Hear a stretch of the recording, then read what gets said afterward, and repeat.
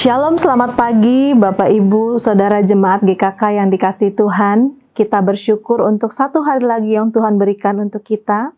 Saya mengajak kita memulai hari ini dengan merenungkan satu bagian dari firman Tuhan dan mari kita berdoa. Bapa di surga, kami bersyukur untuk waktu yang Tuhan berikan kepada kami hari ini. Ada waktu yang indah untuk kami merenungkan sebagian dari firman-Mu. Kami memohon Roh Kudus menolong kami untuk bisa memahami dan melakukan firman-Mu di dalam hidup kami. Di dalam nama Tuhan kami, Tuhan Yesus kami berdoa. Amin. Bapak Ibu Saudara yang dikasihi Tuhan, hukum yang berlaku di dunia ini acap kali seperti hukum rimba, yakni mereka yang lemah menjadi makanan bagi yang kuat. Namun bagaimana dengan hukum Kristus bagi orang-orang percaya? Jawaban atas pertanyaan ini dapat kita lihat di dalam satu perikop yang akan kita renungkan bersama, yakni di dalam Roma 15 ayat 1 sampai dengan ke-13. Saya akan membacakan ayat yang pertama. Roma 15 ayat yang pertama. Kita yang kuat wajib menanggung kelemahan orang yang tidak kuat, dan jangan kita mencari kesenangan kita sendiri. Bapak Ibu Saudara yang dikasihi Tuhan, Rasul Paulus menuliskan suratnya ini kepada jemaat di Roma yang memiliki perbedaan latar belakang.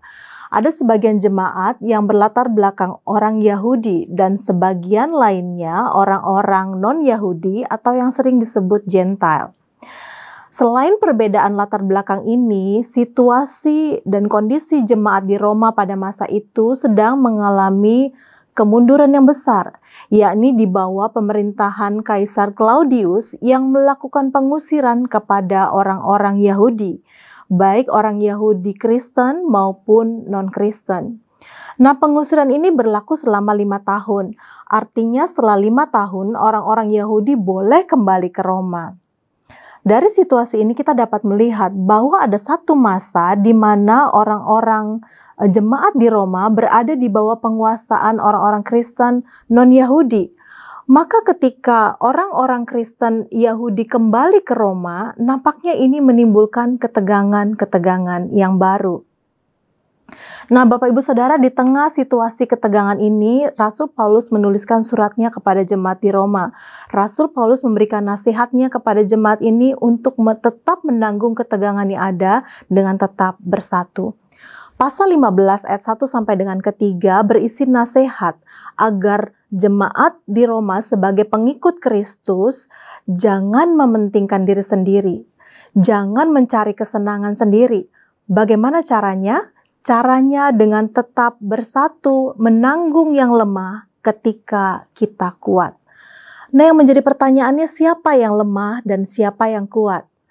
Perikop ini memang tidak menjelaskan secara tertulis siapa yang lemah dan siapa yang kuat.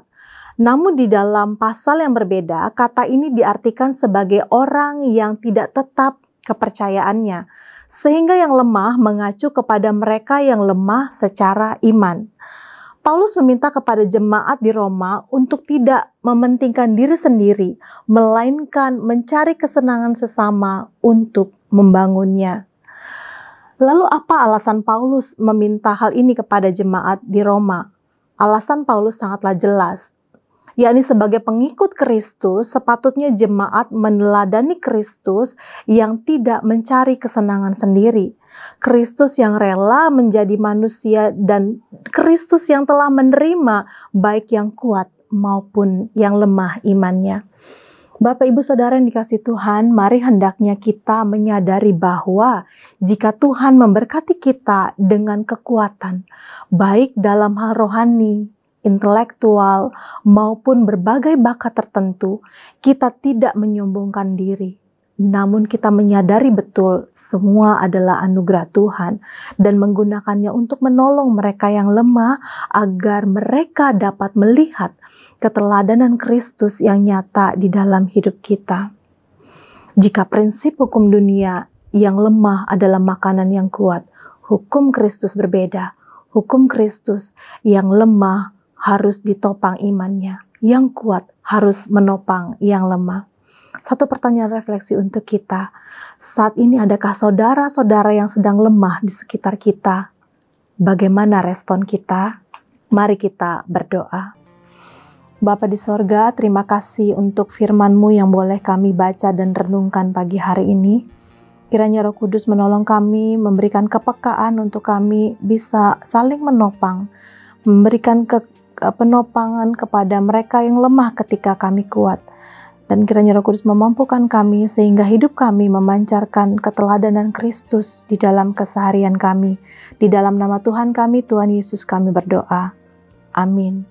Amin. Tuhan Yesus memberkati kita semua.